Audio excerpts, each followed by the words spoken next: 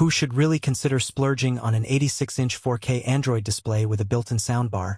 And who would be better off putting that money toward a separate projector or a traditional TV speaker combo? If you're wondering whether the ViewSonic IFP8641 can actually replace both a large format screen and a decent home theater audio system, that's the question I'm trying to answer today.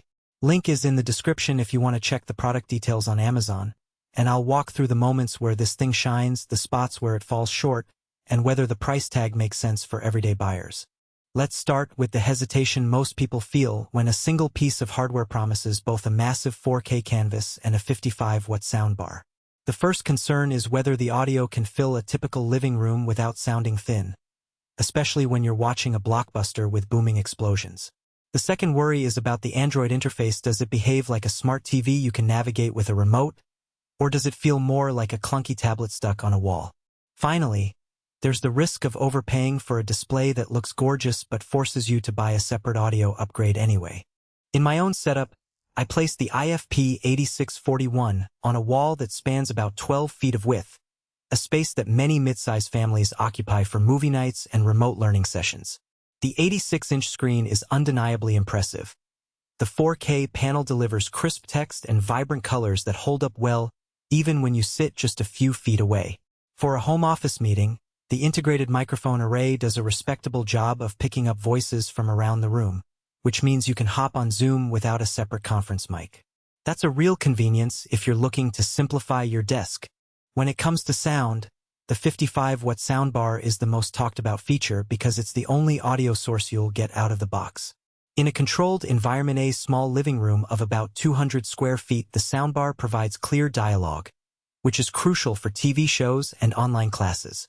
The bass, while not on the level of a dedicated subwoofer, adds enough thump to make action sequences feel present without drowning out speech.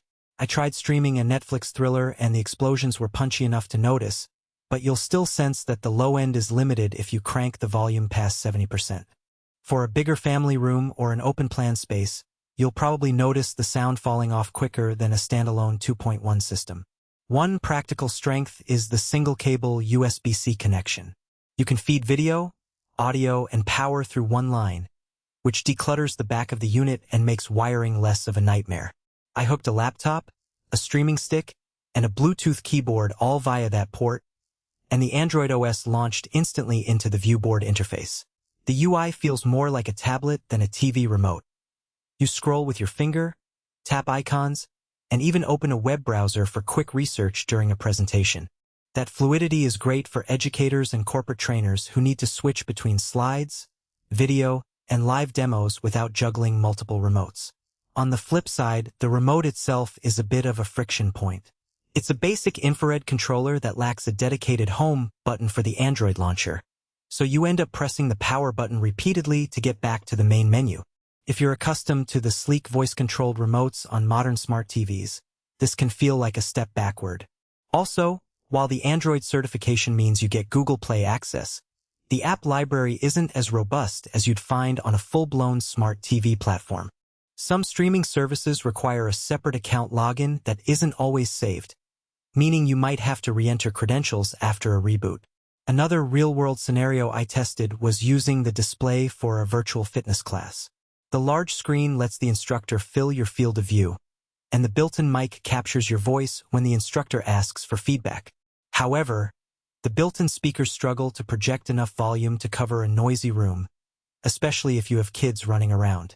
In that case, plugging an external Bluetooth speaker into the USB-C port or using the 100-watt USB-C power delivery for a soundbar upgrade makes more sense. If you're a small business owner looking for a collaborative board that can double as a meeting display, the IFP8641 64-point touch capability is a genuine advantage.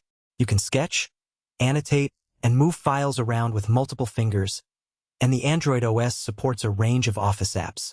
For a school classroom, the eco-friendly visual performance, meaning lower blue light emissions, helps reduce eye strain during long lessons. The downside is the weight. The unit is heavy enough that wall mounting requires a professional crew, which adds to the total cost. So who should buy this? If you need an all-in-one solution for a medium-sized room, want a touch-enabled 4K display for education or collaboration, and are okay with a modest but decent built-in audio experience. This is a solid pick. It's also a good fit